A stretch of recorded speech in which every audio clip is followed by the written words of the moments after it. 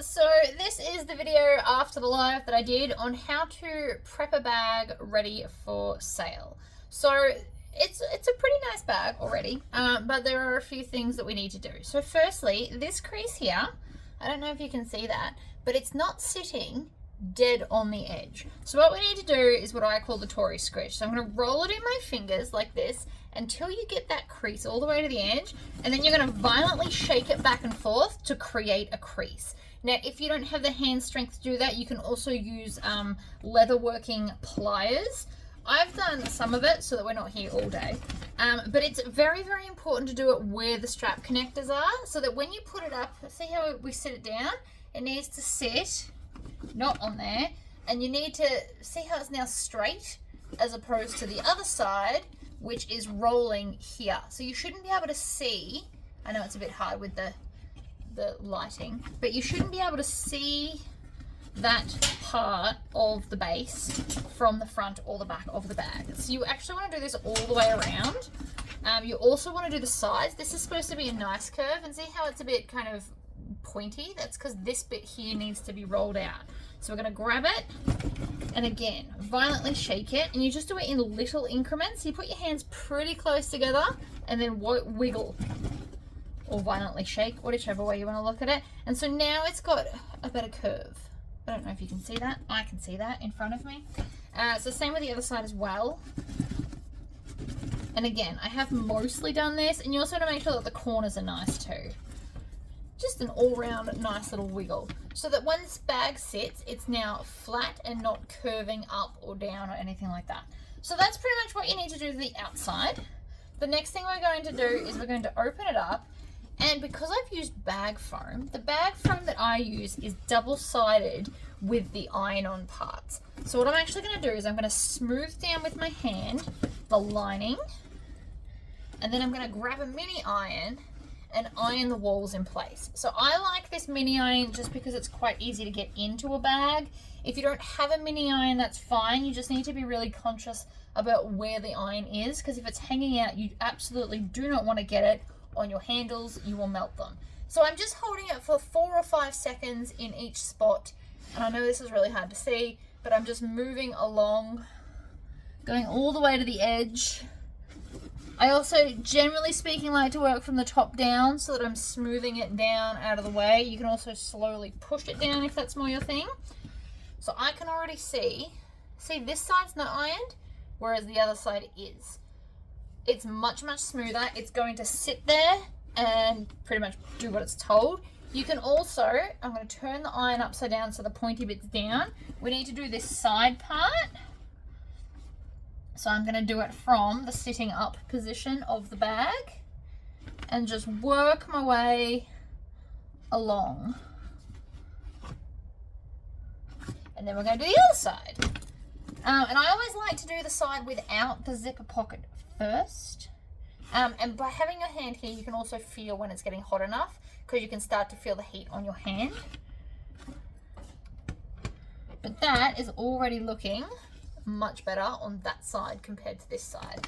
So this side, what we want to do is we want to open the zipper pocket up, put your hand into the pocket and make sure that everything is pointed all the way out and smooth, and then zip it back up. So for this side, mostly what's going to iron on is the actual zipper pocket. So I'm going to start from the top and I'm going to work my way down. And so we're ironing the zipper pocket in place, but because it's attached to the outside, it will help hold it nice and smooth. So we're just working our way down and around. You want to make sure that especially, I always like to work from the zipper down so that it's not bunching up here. If for any reason it's the wrong size, you want it to bunch at the bottom and not the top, because it'll get caught in the zipper. If you find that you have saggy or baggy linings, you may want to increase your seam allowance on the lining piece if you're finding it a problem. But I'm pretty happy with that now. I'm gonna just unplug the iron. You can also unplug it. It'll still be a little bit warm for a while if you need to not have the cord for any reason. So that's all of that done. The last thing we need to do is see here how I've got these little threads. In a perfect world, you use a thread zapper, or you can use a cigarette lighter. You just have to be really careful with a cigarette lighter. To use a lighter, you want to use the flame closest to the base, and you want to just kind of pass it across like this to melt them down. So I'm going to do that with these ends so that they look more professional. Even though you don't see them from here, when the handles fall down, which they inevitably will, it is just something to note. So we are going to clean those up. I'm just going to grab the lighter. We've actually got both. So we're going to do one side with a lighter and then one side with a thread zapper. Depending on what you've got available will be dependent on what you want to do. So this side, we're going to take this, and I like to have it so it's sticking out sideways. We're going to light the lighter and then just kind of touch it in and out. You don't want to hold it there for too long. You can damage the actual vinyl. And then when that one's still got a little bit more. When it gets close enough, I just smush it down with the back of my fingernail. Don't use your actual fingertip, it will hurt. It's not ideal, trust me on that. So this one is a USB charging thread zapper. So we just heat it up, and then I'm just going to use the point part and kind of smush it down. I'm just basically wiping it. And then the excess comes off the end. I don't know if you can see that. So I will need to clean that. To clean them, you just heat it up, and then I just like to wipe it on some fabric. That tends to be how I clean it up.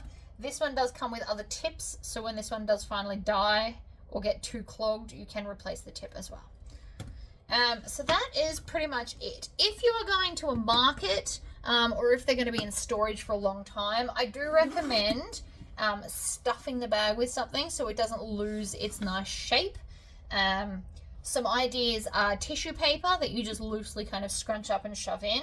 But if you're at a market and you want for quick removal of the linings, you can get some really large Ziploc bags and then stuff them with the paper and then stuff the whole bag in. What that will mean is when you're at a market, you can just quickly take out that bag and you won't have paper going everywhere, because quite often markets are outdoors and it's windy. So I would recommend large Ziploc bags with either tissue paper, or if you can get newspapers for free.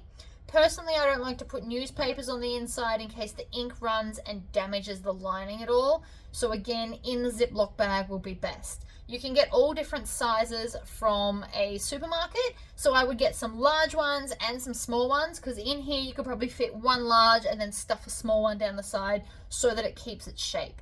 And then if you're storing it in a box to take to market, when you stack them, you'll put two of these together and then one upside down. And by having them all stuffed, they won't get like a dint in the side like this. So after a while, they tend to do this if you don't have them stuffed, just because of the constant pressure. I learned that the hard way. So I do recommend stuffing them just to make them stay nicer for longer and during transit, because we can get a bit rough when doing markets, and if they're already stuffed when you take them out, you don't have to fluff or zhuzh the bag at all. So those are my tips for prepping a bag ready for sale and market. I hope this was helpful, and I will see you in the next video.